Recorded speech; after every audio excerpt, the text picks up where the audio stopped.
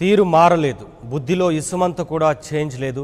పాక్ ఆక్రమిత కశ్మీర్లో ఉగ్రవాద శిబిరాలపై భారత వాయుసేన దాడి చేసి రెచ్చిపోతే ఏమవుతుందో రుచి చూపించి 24 గంటలు గడిచాయి, అంతే. పాకిస్తాన్ మళ్లీ తన వికృత రూపాన్ని చూపిస్తోంది. సరిహద్దు గ్రామాల్లో అలజడి సృష్టిస్తోంది.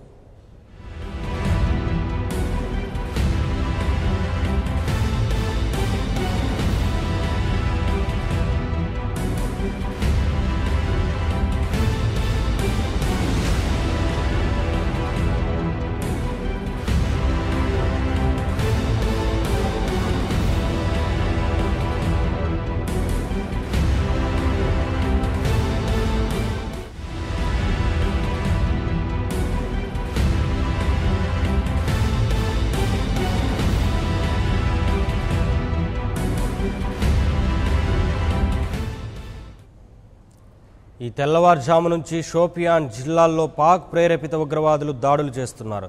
భారత జవాన్లే టార్గెట్గా కాల్పులు ప్రారంభించారు. ముష్కరుల దాడిని అత్యంత సమర్థవంతంగా తిప్పికొట్టారు భారత జవాన్లు. ఈ దాడుల్లో 2 జైషే మహమ్మద్ ఉగ్రవాదులు హతం కాగా 10 మంది భారత జవాన్లు తీవ్రంగా గాయపడ్డారు.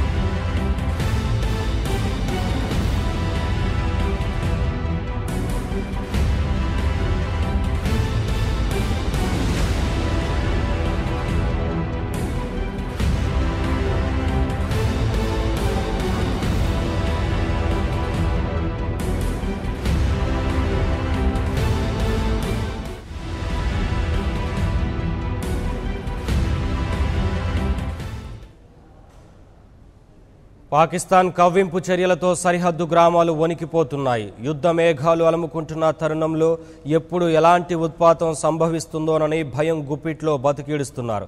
అయితే భయపడాల్సిన అవసరం లేదని అభయమిస్తున్నారు సైన్యం ఉన్నతాధికారులు. శత్రువు దాడి చేస్తే సమర్థవంతంగా తిప్పికొడతామని చెప్తున్నారు. పాక్ను అంతర్జాతీయంగా ఏకాకిని చేసే ఒత్తిడి తీసుకువస్తామని కేంద్రం అభయమిస్తోంది.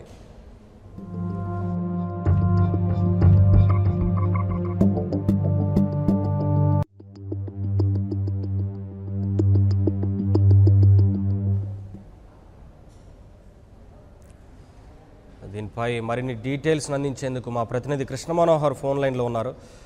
కృష్ణ మనోహర్ చెప్పండి, భద్రతా బలగాలకు మధ్య కాల్పులు చోటు చేసుకున్నట్లుగా తెలుస్తుంది కదా. భద్రతా బలగాలు ఉగ్రవాదుల మధ్య ఏం జరుగుతోంది, అక్కడ ఎలాంటి వాతావరణం నెలకొంది ప్రస్తుతం?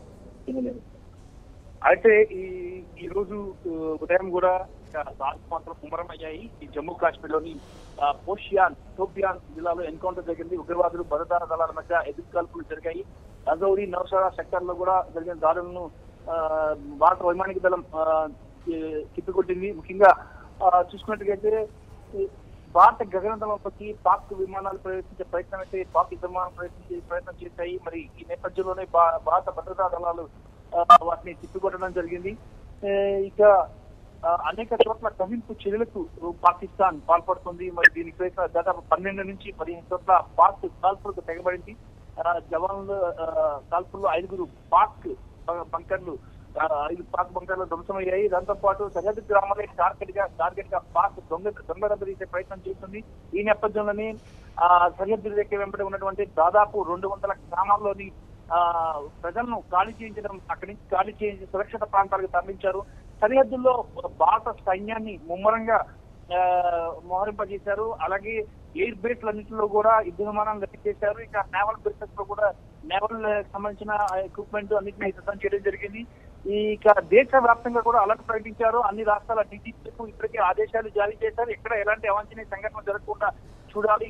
ఇప్పటికే ఉగ్రవాదులు ఆల్రెడీ భారతదేశంలో నక్కి ఉన్నటువంటి ఉగ్రవాదులు వాళ్ళు తెగబడి దాడులకు పాల్పడే అవకాశం ఉంది. కాబట్టి చాలా కట్టుదిట్టంగా ఉండాలి, అప్రమత్తంగా ఉండాలని చెప్పేసి కూడా కేంద్ర హోంశాఖ ఈ ఆదేశాలు జారీ చేసినాయి. మరి ఈ నేపథ్యంలోనే ఇంకా దేశ వ్యాప్తంగా కూడా ఒక ఉత్కంఠమైన వాతావరణం కనపడింది. పుల్వామా దాడి తర్వాత భారత రక్షణ శాఖ ఇండియన్ ఎయిర్ ఫోర్స్ దాడి అటాక్ చేయడం, పాక్ ఉగ్రవాద స్థావరాలపై అటాక్ చేయడంతో ఒక్కసారిగా ఇక యుద్ధ వాతావరణం నెలకొంది. మరి అమెరికా కూడా ఇప్పటికీ పాకిస్తాన్ కు గట్టి వార్నింగ్ ఇచ్చింది. భారత్పై కవింపు చర్యలకు పాల్పడేది లేదని తగిన చర్యలు తీసుకుంటామని చెప్పేసి కూడా అమెరికా వార్నింగ్ ఇచ్చింది. మరోవైపు ఈ రోజు చైనాలో కీలక సమావేశం జరగబోతుంది. ఈ సమావేశానికి భారతదేశం నుంచి విదేశీ వ్యవహారాల మంత్రి సుష్మా స్వరాజ్ కూడా హాజరవుతున్నారు.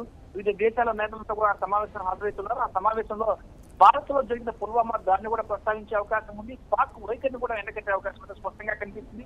దాంతో పాటు పాక్ చైనా అండదండలు ఉంటున్నాయని చైనా చేస్తున్న సహకారంపై కూడా ఈ సమావేశంలో సుష్మా స్వరాజ్ కేంద్ర విదేశీ వ్యవహారాల మంత్రి సుష్మా స్వరాజ్ ప్రస్తావించే అవకాశం స్పష్టంగా కనిపిస్తుంది. Thank you. Please subscribe New Waves. ఇలాంటి మరిన్ని మంచి వీడియోలు కావాలని కోరుకుంటున్నారా? అయితే పక్కనే ఉన్న గంట సింబల్ను క్లిక్ చేయండి.